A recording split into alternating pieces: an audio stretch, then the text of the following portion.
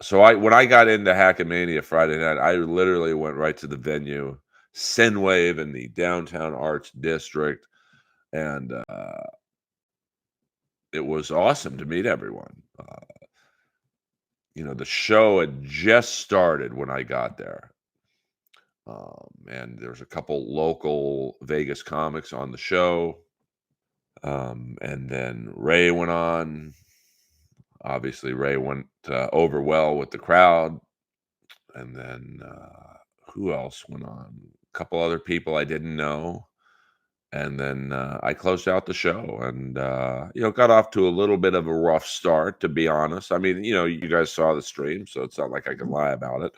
Um, the guy um, who went on before me, he pretty much bombed for 10 minutes.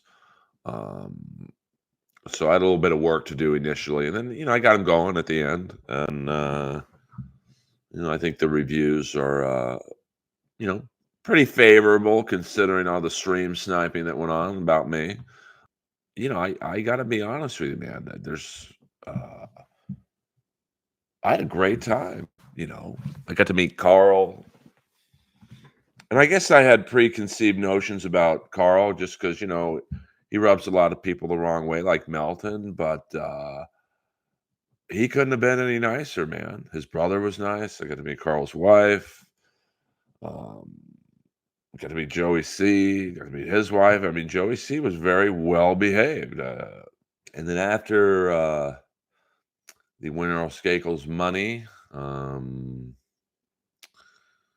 we went to the Dirty at 12:30, which is the number one and longest running comedy show in Las Vegas. It's at the South Point Casino. Um, and we were too late to go on. I was going to try and get Ray on. And so a bunch of people went over there. Yeah, Pat Dixon showed up in the middle of when Earl Skakel's money, and he got put up and did a regular spot. And he was very funny. I'd never seen him do stand-up comedy before. In the lobby at the Grand Hotel, I was with Ray and KB. She's very lovely. And they wanted to go walk down Fremont Street, and I was so tired. I mean, I will never drive to Vegas again. I will tell you that much. Literally, Friday, my mind was fucking gone. I was in near tears Friday. It took me 3 hours just to get out of Ontario, which is where the Kings farm team plays, ironically enough. And from Ontario to Vegas, it's at least another 3 hours.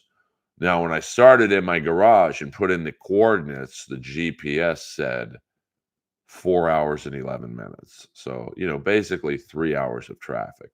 Liam beefing. Yeah, I had heard that he talked bad about me, called me an open micer or something, or uh, wasn't very complimentary about my set. And I don't know much about Liam, but my name's on the wall at the Comedy Store. His isn't. So I don't really care what he thinks about my stand-up, to be honest. He seems like a nice guy. Like I enjoy his. He's a good, I guess, sidekick to Kevin for the moment. Um, but I don't know. I don't know him. So as much as it would be funny to say, "Oh, Ray sucked" or "Ray didn't do well," he did well. He's probably the new Chad of the Dabbleverse from the standpoint of he's the guy everyone makes fun of. He's the most clipped guy in the Dabbleverse now, even surpassing Chad. And so I think the initial applause was, "Oh, here's the guy we get to make fun of again." And he did well. He darted in and out of like Dabbleverse material and the stand-up material. I think the Dabbleverse material went over better than the stand-up. But that crowd didn't want to hear stand-up when Ray walked out. They wanted to hear him lose his mind and act like he does on the podcast. Insights on Beg Bug situation. Listen, someone sent me the picture.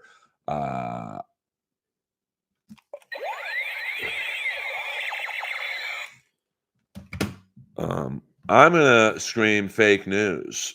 See, that's what I don't get. Someone going into a Discord claiming there was a bed bug infestation just to shit on the festival. Um, listen, Hackamania was a success. So I'm sure you guys are like, okay, Earl, this is all great. What's the final the grade you would give Hackamania? Now I'm not judging yesterday because I wasn't there. I did listen to a few of the streams and the sound was rough, but I'm just judging my night. I gotta give it an A minus, man. I would definitely go back next year.